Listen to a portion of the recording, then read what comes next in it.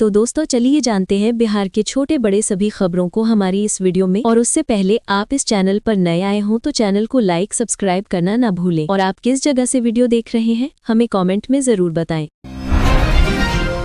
DDA group A B C पदों के लिए आवेदन 5 नवंबर तक चलेगा। चुनाव आयोग के ECNET ऐप पर क्षेत्र के उम्मीदवारों की जानकारी उपलब्ध है। बिहार में अगले विधानसभा चुनाव की तैयारी जोरों पर है। बिहार में 20 अक्टूबर को दिवाली की छुट्टी घोषित हुई है। चुनाव के मद्देनजर सुरक्षा कड़ी कर दी गई है। 23,345 संदिग्धों की पहचान की गई है। 21 एजेंसियां चुनाव निगरानी में लगी है। बिहार विधानसभा चुनाव 2 चरणों में होंगे। पहला चरण 6 नवंबर को और दूसरा 11 नवंबर को। मतगणना 14 नवंबर को होगी। कुल 90,712 मतदान केंद्र बनाए गए हैं। पटना मुजफ्फरपुर समेत अन्य शहरों में सड़कों का विकास जारी है। नया बिलासपुर पटना एक्सप्रेस बक्सर तक बढ़ा दिया गया है। रेलवे सेवा सुधार के तहत सुविधा बढ़ाई जा रही है। बिहार में तेज गर्मी और हीटवेव का कहर, 15 जिलों में लू चली। स्वास्थ्य विभाग ने लोगों से बेवजह घर से बाहर न निकलने की सलाह दी।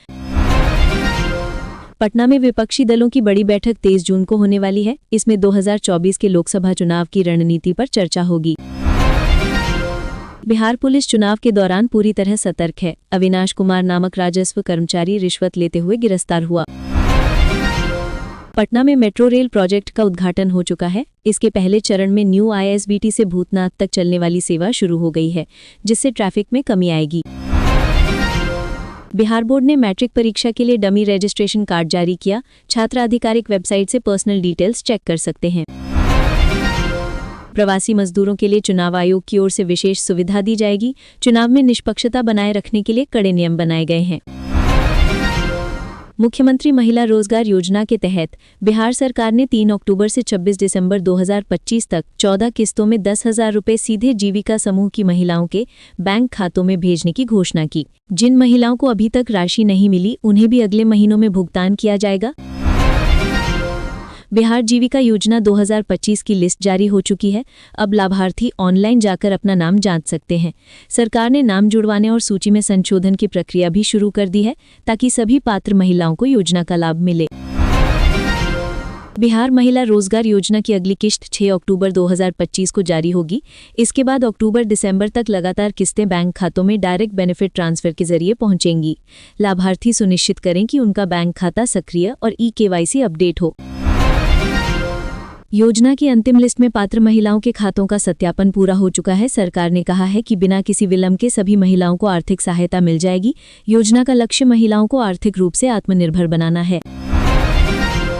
बिहार जीविका सदस्य सूची 2025 अब ऑनलाइन उपलब्ध है। महिलाएं अपने मोबाइल या कंप्यूटर से आसानी से नाम देखें और चेक कर सकती हैं कि उनका नाम जीविका सूची में है या नहीं। नामांकन की प्रक्रिया को डिजिटल तरीके से सरल बनाया गया है। बिहार में चौथी किस्त 17 अक्टूबर 2025 को लगभग 25 लाख महिलाओं के खाते में भेजी जाएगी।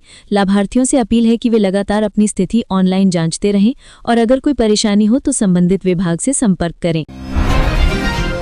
बिहार जीविका नई लिस्ट जारी की गई है, जिसमें नाम होने पर 10,000 रुपये की राशि योजना के तहत सीधे खाते में आएगी।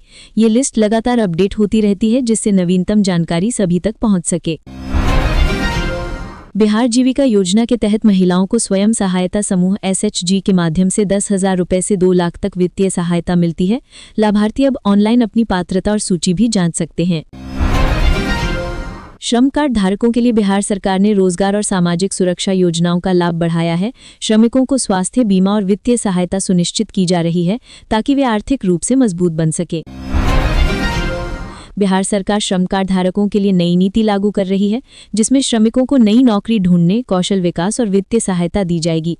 इस पहल से श्रमिकों को स्थायी रोजगार के अवसर मिलेंगे।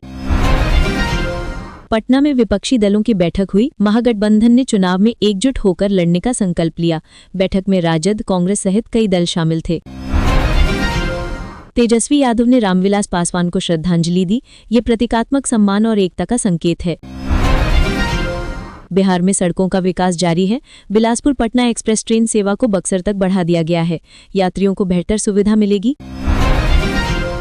बिहार में तेज गर्मी और हीटवेव का प्रभाव 15 जिलों में महसूस किया गया। स्वास्थ्य विभाग ने सतर्क रहने की सलाह दी। पटना में मेट्रो रेल परियोजना के पहले चरण का उद्घाटन हो चुका है। इसके पहले चरण में न्यू ISBT से भूतनाथ तक चलने वाली सेवा शुरू हो गई है, जिससे ट्रैफिक में कमी आएगी। बिहार बोर्ड में मैट्रिक परीक्षा के लिए डमी रजिस्ट्रेशन कार्ड जारी किया। छात्र आधिकारिक वेबसाइट से जानकारी देख सकते हैं।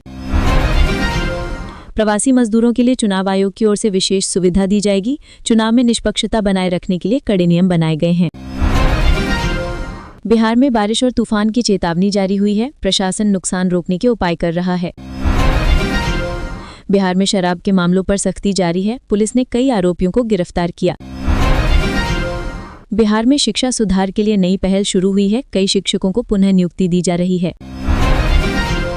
कटिहार में हत्या मामले में ससुराल पक्ष के 4 लोग गिरफ्तार हुए। मामला पारिवारिक विवाद का है।